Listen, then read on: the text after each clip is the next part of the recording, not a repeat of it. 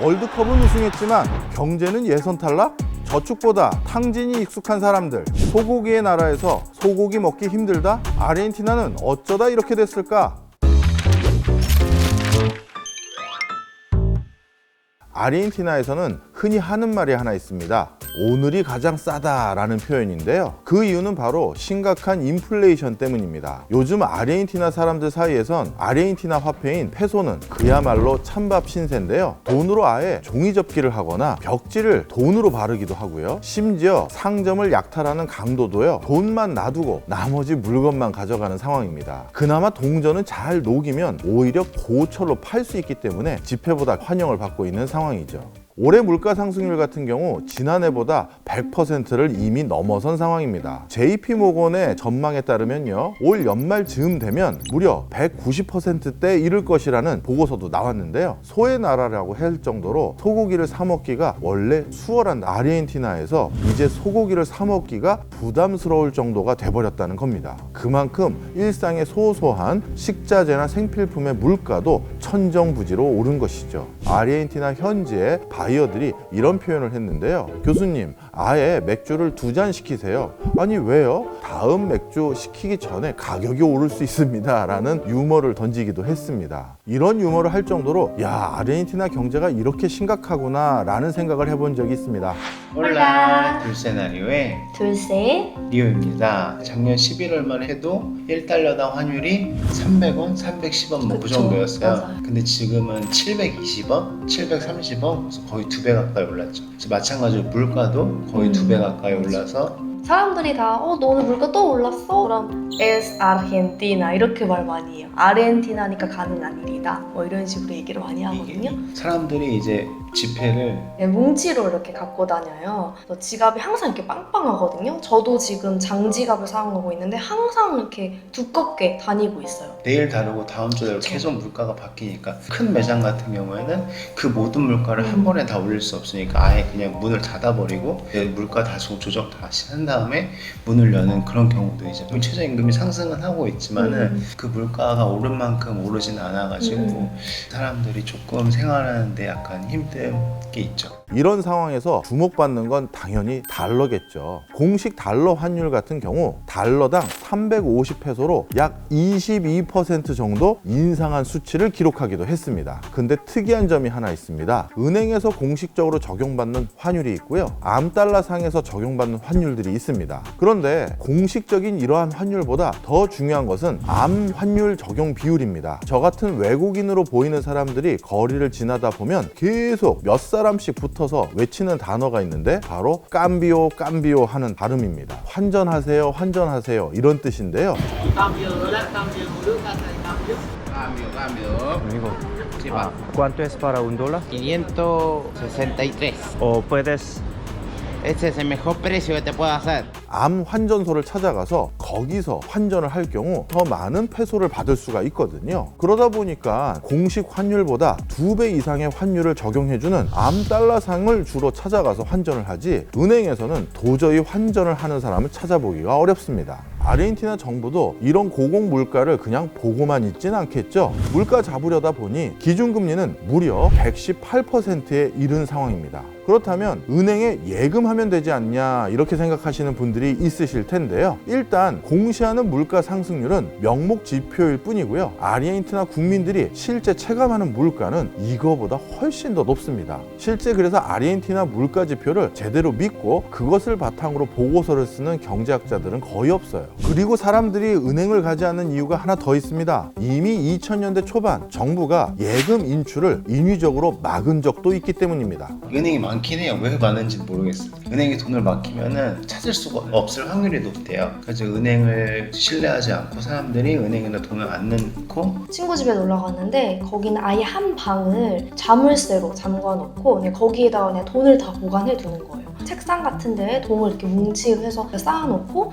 혹은 막 벽을 뚫거나 뭐 이것저것 다 이렇게 분산시켜서 집에다 보관하시는 경우가 많아요. 다행히 여기도 그래도 IT는 비슷하게 이렇게 발전해 오고 있어요. 메르카도 파고라고 한국에 카카오페이 같은 서비스가 나왔어요. 그래서 오히려 사람들이 거기다가 은행처럼 돈을 일정 금액을 넣어놓고 그걸로 카카오페이처럼 결제를 한다거나 아니면 친구끼리 계좌 이체를 한다거나 주로 그 메르카도 파고라는 서비스를 이용해서 많이 쓰고 있어요. 사람들이 경기가 안 좋고 막 그래서 소비가 위축되거나 뭐 그랬을 거라고 생각하는데 전혀 그런 거 없이 이제 일할 땐 또 일하고 또 일해서 받은 월급 또 그날 또 다 쓰고 저축하지 않아요. 아르헨티나 국민들은요, 이런 하이퍼 인플레이션에 준하는 고공 물가 상황에 본인들이 가장 합리적인 대응 방식이 뭔지를 찾아낸 겁니다.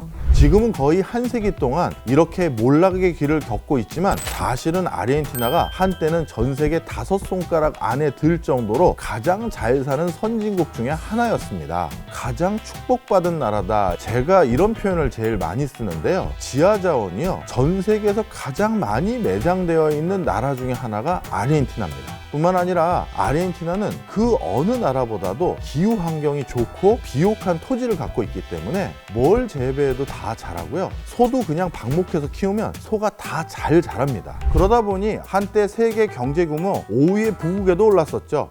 1971년 노벨 경제학상을 수상했던 사이먼 쿠즈네츠가 이런 표현을 한 적이 있습니다. 세계에는 4가지 유형의 국가가 있다. 선진국과 후진국, 그리고 일본과 아르헨티나가 있다라고 할 정도였는데요. 선진국에서 후진국으로 미끄러진 유일한 나라가 바로 아르헨티나라는 뜻입니다. 채무 불이행만 9번 있었고요. IMF는 이런 아르헨티나에게 20번 넘게 구제금융을 제공한 바도 있습니다. 어찌 보면 IMF의 최고의 단골 손님이 바로 아르헨티나라고 할 수 있을 것 같네요. 자, 그렇다면 자원도 많고 농사도 잘 지을 수 있는 아르헨티나가 지금 이렇게 된 원인을 좀 살펴볼 필요가 있는데요. 첫 번째 원인으로는 독립 후 여러 선진국에 휘둘린 경제 구조를 꼽을 수 있습니다.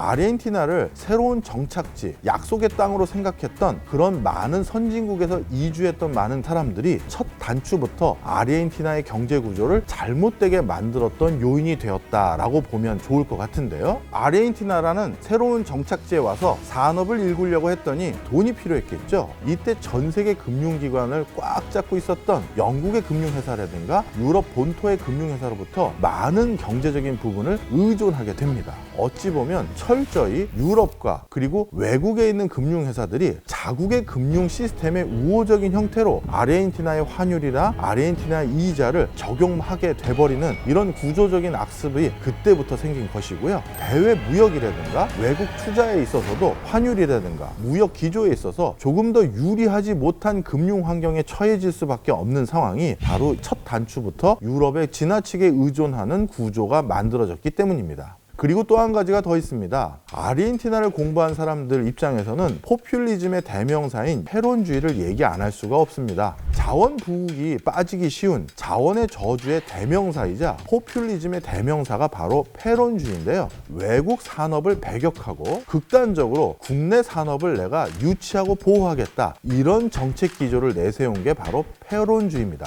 극소수의 일부 사람들에게만 과실이 이어지는 걸 방지하기 위해서 국내 주요 산업을 국유화를 해버립니다. 국유화된 국내 거점 기업에서 노동자들이 일하고 그 노동자들이 의미 있는 수준의 인건비를 받을 수 있도록 인건비를 대폭 인상하고요. 노후 걱정 없이 살 수 있도록 연금을 대폭 확대합니다. 그런데 일순간 이렇게 인건비를 국가 차원에서 벌충해주고 연금을 대폭 확대해주다 보니까 재정 부담이 단기간에 급격히 부담스러운 지경까지 이르게 됩니다. 경제가 여러 차례 망가졌음에도 불구하고 페론주의에 한번 맞들인 일부 정치가들이 또다시 국민들에게 이 페론주의를 통해서 기득권을 잡겠다는 그런 목표 아래 지키지 못할 약속, 아니면 후유증이 클 약속들을 계속 남발하고 있는 것 같고요. 그러다 보니 어떤 일이 생겼느냐, 외채를 갚기가 점점 어려워지게 됐고요. 이런 것들이 결국 정치 혼란까지 이어져서 아르헨티나는 꾸준히 퇴락하는, 쇠퇴하는 모습인 것 같습니다.